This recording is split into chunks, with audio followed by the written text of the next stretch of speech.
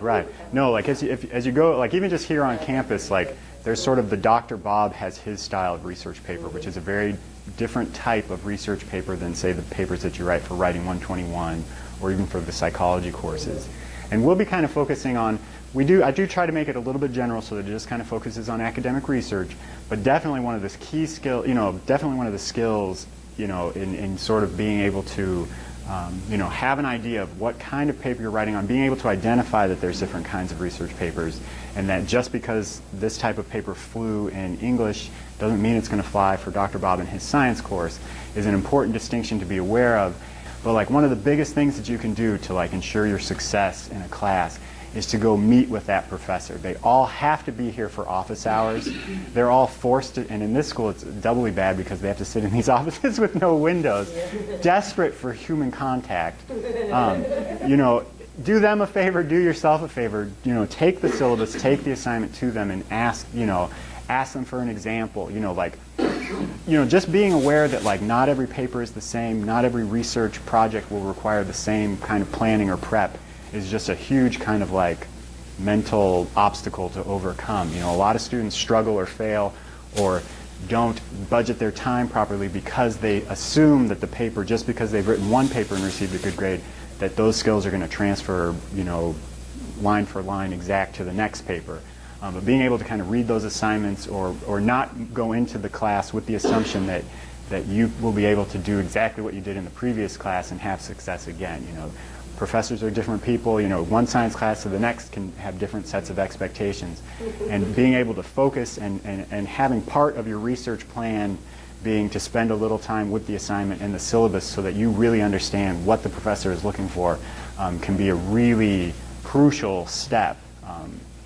Before you've sank hours and hours into writing this paper only not to have it match the criteria your professor is looking for is really a good way to go. So, good point. So the way you create a research question is first you have to gain preliminary knowledge. You have to have some understanding of the topic in order to understand the issues involved so that you can ask a relevant question and craft a good research question. And here's where like Wikipedia, here's where just typing in a Google search and just picking the first couple things that are, read them with just the idea that you're just going to learn something about this topic so that you can write a research paper and we'll be able to do research, we'll be able to turn to better sources and more credible sources.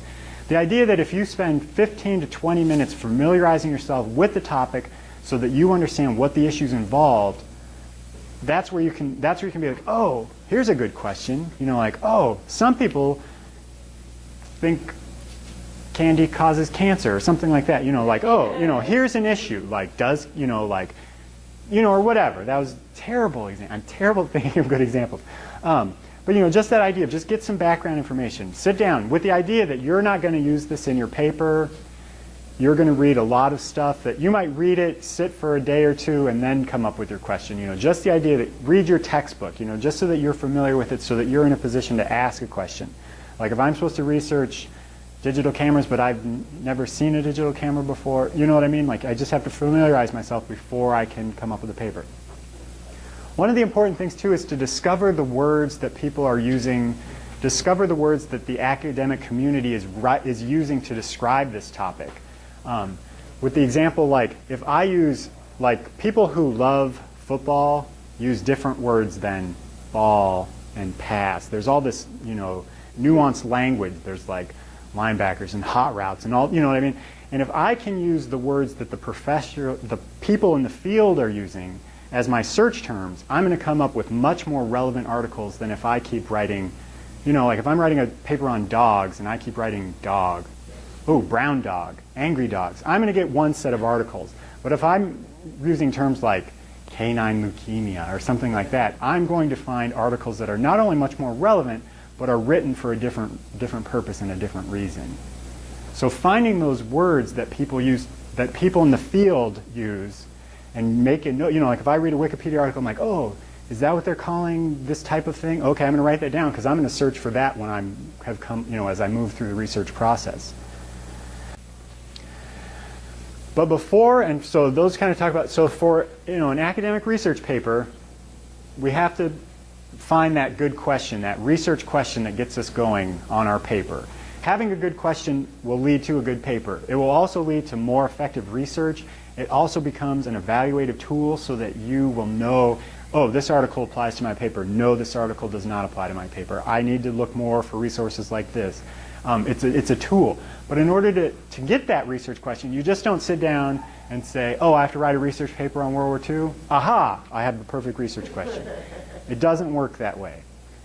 There are some ways to kind of guidelines for developing a good question is it should seem interesting to you. You know, if it's interesting, that's going to carry you through that like tough part, or like you've written out the rough draft, and that, you know, like if you're interested at all, it will help. And generally, like the assignments professors assign are usually kind of broad enough where you should be able to kind of find something interesting to you. Relevance, make sure it's relevant to the class. Make sure that that it satisfies the criteria in the assignment or the syllabus. You know, make sure that it's relevant. And simplicity. A good research question should not be ambiguous. It should have a clear answer. And maybe you might start with a research question that's a little vague, but as you move through the research process and you learn more about the topic, that research question should become more and more refined and more simple. The reason I say simple is the more complicated and baroque and extravagant and that your research question is, the more complicated, baroque, and I can only think of complicated, but that's the same word, your paper will have to be. If you set out with this gigantic, super complicated research question, you're going to have to write a paper in order to, develop a thesis and support that thesis. It's going to have to be super, complicated and bizarre, there's something to be said for doing something simple well, especially with a 5 or 10 page paper, just hitting it, nailing all the points, getting all the definitions, moving from one logical step to the next, fully supporting every claim that you make in a concise, elegant fashion is the way to go. So a good research topic should be simple. And